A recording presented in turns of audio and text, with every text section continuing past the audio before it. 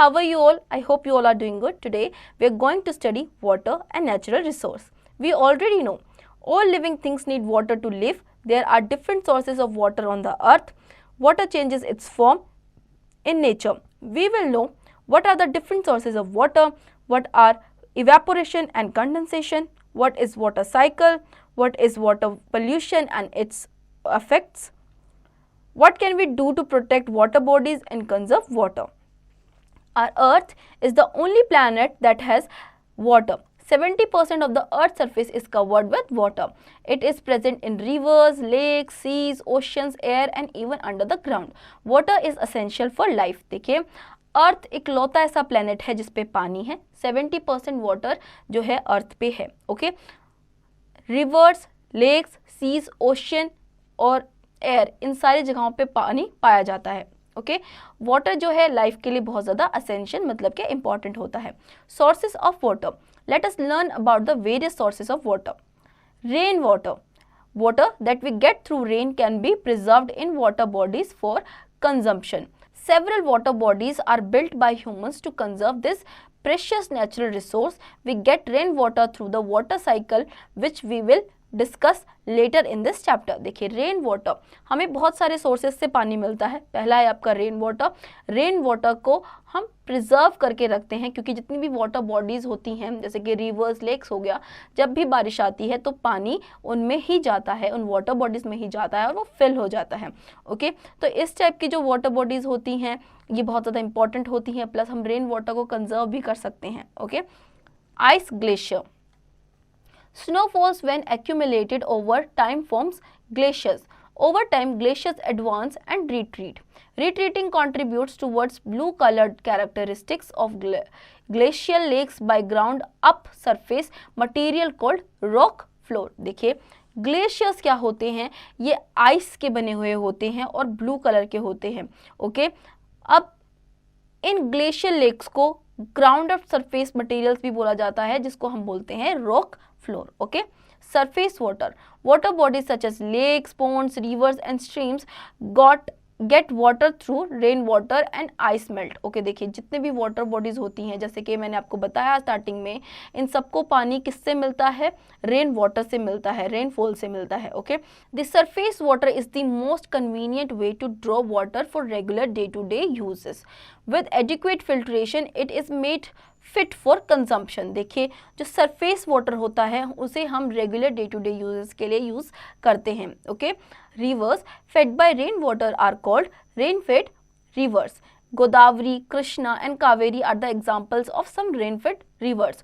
They are full of water during the monsoon season. Okay, देखिए वो reverse जो कि रेन वाटर से फिल्ड होती हैं उन्हें हम रेन-फेड रिवर्स कहते हैं. जैसे कि कृष्णा, कावेरी, गोदावरी, ये सब मॉनसून के टाइम पे पानी से भर जाती हैं. They may dry up during summers and a quality of water in them may reduce. They are also called seasonal rivers. इन्हें हम seasonal rivers भी कहते हैं क्योंकि ये जब समर सीजन आता है उस टाइम पे ये जो रिवर्स है इनमें बहुत कम क्वांटिटी का पानी रह जाता है और वो सूख जाता है. Okay, some rivers get water from melting snow and ice. These are called snow-fed rivers. They are called perennial rivers as they carry a lot of water all year around. Ganga, Yamuna, Brahmaputra are snowfed rivers. Okay, कुछ rivers ऐसी होती है जो कि ice जो melt होता है वो सारा पानी इन रिवर्स में जाता है. इन रिवर्स को हम स्नोफेड रिवर्स भी कहते हैं. इन्हें पेरेनियल रिवर्स कहा जाता है क्योंकि ये पूरे साल भरी हुई रहती है, पानी से चलती हैं. ओके, जैसे कि यमुना, ब्रह्मा और गंगा हो गई. Underground water. Sometimes through the porous soil and fractures in rock surface, the groundwater seeps into the earth. It is then accumulated into underground aquifers and reservoirs. Usually, underground water is contaminated and must be purified through various chemical processes. देखिए कई बार क्या होता है, जो porous soil होती है और जो रॉक्स होते हैं आपके जो उनका सरफेस होता है वो ग्राउंड वाटर की वजह से उस पर काफ़ी सारे फ्रैक्चर्स आ जाते हैं. ओके, तो जो अंडरग्राउंड वाटर होता है आपका उस अंडरग्राउंड वाटर को भी प्योरीफाई करने की बहुत ज़्यादा ज़रूरत पड़ती है. ओके, क्योंकि उसमें बहुत सारे केमिकल प्रोसेसेस की ज़रूरत होती है उसे प्योरीफाई करने के लिए. Let's no Falling of water on the earth in the form of rain, hail, snow, sleet or mist is called precipitation. Okay देखिए, जो पानी अर्थ पे rain, hail, snow, sleet, mist के फॉर्म में गिरता है उसे हम प्रिसिपिटेशन कहते हैं। Okay, post to do, find out the names of all the oceans on the earth, ये आप खुद से करेंगे। Dams and canals, dams are walls with doors built across rivers to control the flow of water. The water collects in reservoirs behind the dams. Lakes and reservoirs are used for water sports. Fields get water from rivers through channels called canals. Water from dams is used to produce electricity. This is called hydroelectricity. Okay, देखिए, dams जो होते हैं वो walls होती हैं जो कि build की जाती है रिवर के अक्रॉस, जो फ्लो होता है ना पानी का उसे रोकने के लिए, हैवी फ्लो जो होता है उसे रोकने के लिए डैम्स जो होते हैं वो बिल्ड किए जाते हैं। ओके, लेक्स और जो रिजर्वर्स होती हैं वो स्पोर्ट्स के लिए यूज़ किए जाते हैं। ओके, जो चैनल्स बिल्ड किए जाते हैं उसे कैनल कहा जाता है। रिवर्स के क्रॉस जो चैनल्स बिल्ड किए जाते हैं उसे कैनल कहा जाता है। ओके, जो वाटर डैम्स में होता है उससे इलेक्ट्रिसिटी जनरेट की जाती है जिसको हाइड्रो इलेक्ट्रिसिटी भी बोलते हैं। Let's no, Ganga originates from Gangotri glacier and Yamuna originates from Yamunotri glacier in the Himalayas. देखिए, गंगा जो है ओरिजिनेट, जहाँ से उसकी स्टार्टिंग होती है, ओके, वो ओरिजिनेट होती है गंगोत्री ग्लेशियर से, और यमुना जो है वो होती है आपकी ओरिजिनेट यमुनोत्री ग्लेशियर से, हिमालयाज में से। Okay, evaporation and condensation. Evaporation, the process of changing of water into water vapor on heating is known as evaporation. The heat from the sun heats the water on the earth's surface. The water converts into water vapor and rises up in the air. The amount of water vapor in the air is called humidity. We feel uncomfortable when humidity is high. देखिए, अब देखिए, जो process होता है water को water vapour में change करने का या हीटिंग से, उसे हम क्या बोलते हैं? इवेपोरेशन बोलते हैं। जब सन की जो हीट है वो धरती पर पड़ती है और जो पानी है वो वेपर के फॉर्म में एयर में मिक्स हो जाता है, और जब वो एयर में मिक्स हो जाता है तो वो ह्यूमिडिटी बनती है, और ज़्यादा जब ह्यूमिडिटी का टेम्परेचर हाई होता है तो वो हमें अनकंफर्टेबल फील कराता है। Okay, Have you ever noticed that if a glass of water falls on the floor and no one wipes it, but still after some time it dries? In the same way, wet clothes dry up after some time. This is because water dries up as water vapor gets mixed in the atmosphere. Okay. क्या आपने कभी ये चीज़ notice की है कि अगर एक गिलास पानी फ्लोर पर गिर जाता है और अगर आप उसे वाइप ना करें तो थोड़ी देर में वो खुद ही सूख जाएगा? ऐसा इसीलिए होता है क्योंकि जो वाटर है वो एटमॉस्फेयर में वाटर वेपर के रूप में मिक्स हो जाता है। ऐसा ही आपके वेट क्लोथ्स के साथ होता है, जब आप उन्हें सुखाने के लिए डालते हैं तो वो सूख जाते हैं। Okay, post do, to show that evaporation is faster when the weather is windy, take 2 dishes with equal quantity of water in both of them. Keep one dish under the fan and other one away from the fan. What do you notice after 1 hour? We see that the water evaporated faster from the dish that was kept under the fan. ये आप खुद से करेंगे। Post do, to show that the evaporation is faster than surface layer is exposed. Take some wet pieces of cloth, hang one without straightening it, keep it folded, straighten up others and hang them. After some time, you will observe that the pieces of clothes that were straightened by faster than the other one. ये आप खुद से करेंगे। Post do, to show that the water evaporates when left in the open. Take water in a dish and place it under the sun in the open. After some days, we notice that the dish is empty. Where did the water go? The water evaporated from the dish due to the heat of the sun. It changed into water vapor. ये आप खुद से करेंगे। So, we can say that the factors affecting evaporation are exposed surface area, wind, speed, temperature, humidity. Okay, देखिए, जो factors evaporation को affect करते हैं वो है exposed surface area, wind speed, temperature और ह्यूमिडिटी।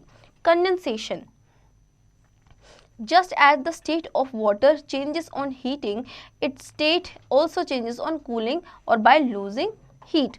देखिए जिस तरीके से वाटर का जो स्टेट है हीटिंग पे चेंज हो जाता है, वो गैस में बन जाता है, उसी तरीके से उसका जो स्टेट है कूलिंग और हीटिंग पे भी, लूजिंग हीटिंग पे भी चेंज हो जाता है। Okay, take a bottle of cold water from the fridge and keep it outside on the table.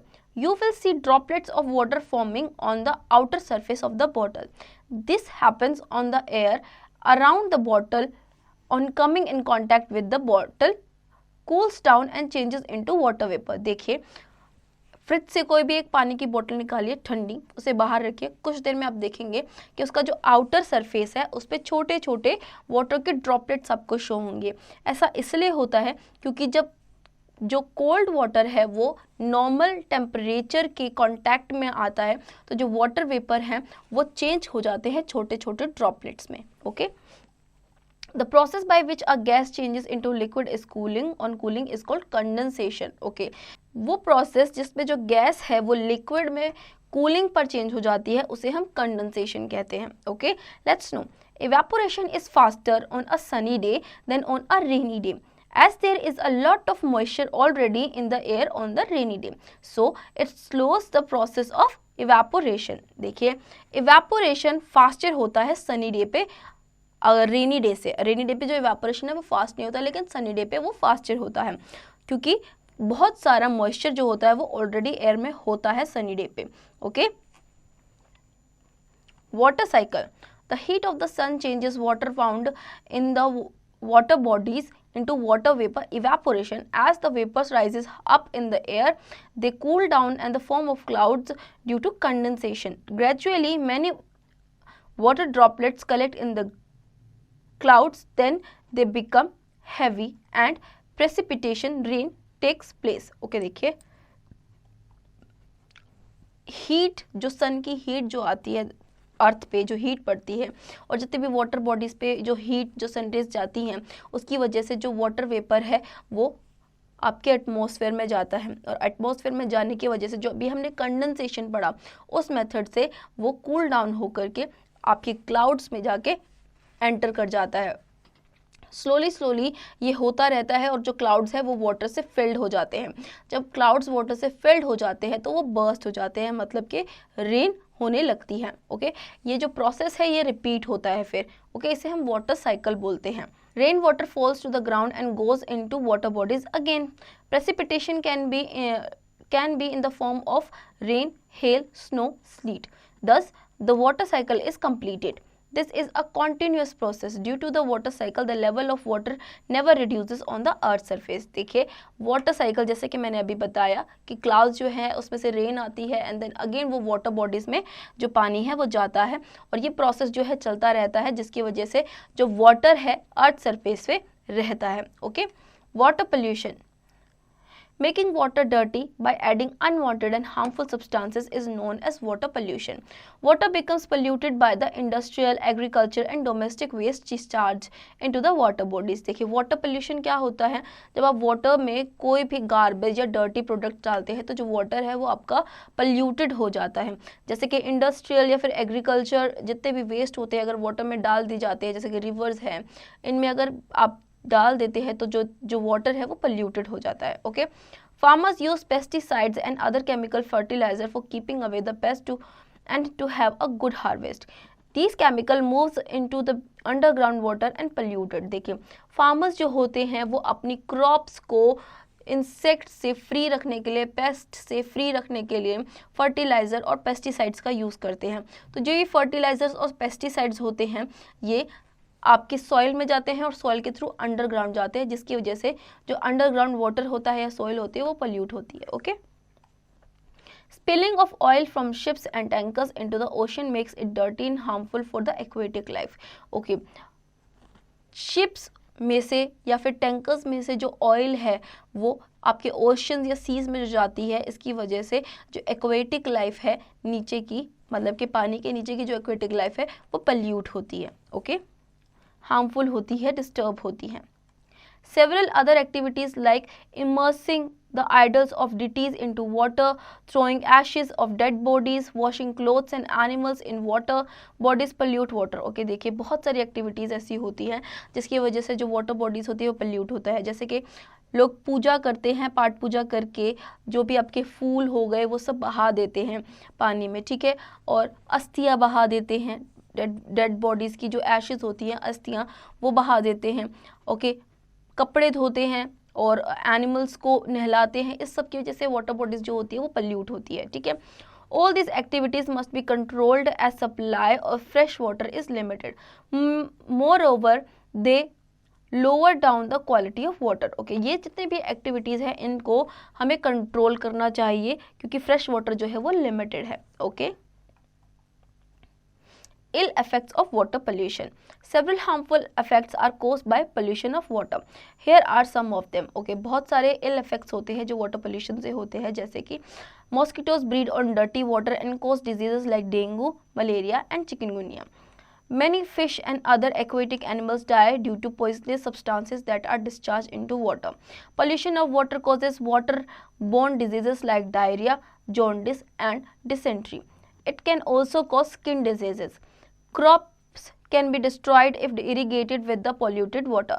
Soil also become infertile on account of this. Okay, देखिए mosquitoes पैदा होते हैं जहाँ पे ज़्यादा जो पानी पोल्यूटेड होता है उस एरिया में मस्कीटोज और फ्लाइज जो होती हैं वो वहाँ से पैदा होती हैं और उसकी वजह से काफ़ी सारी डिजीज़ेस होती है जैसे कि मलेरिया, डेंगू, चिकनगुनिया, ओके। जो एक्वेटिक एनिमल्स हैं और जो फिशेस हैं डर्टी वाटर की वजह से उनकी डेथ्स हो जाती हैं, ठीक है। पल्यूशन, जो वाटर पोल्यूशन होता है उसकी वजह से काफ़ी सारी बीमारियाँ होती है जैसे कि डायरिया, जॉन्डिस, ठीक है। और जो क्रॉप्स हैं जब उन्हें उगाया जाता है तो इस टाइप की जो भी एक्टिविटीज़ की जाती है जिसकी वजह से जैसे कि पेस्टिसाइड्स या फिर इनफेक्टिसाइड्स का यूज़ किया जाता है, फर्टिलाइजर्स का यूज़ किया जाता है, जिसकी वजह से जो आपकी लैंड है वो इनफर्टाइल हो जाती है, ओके।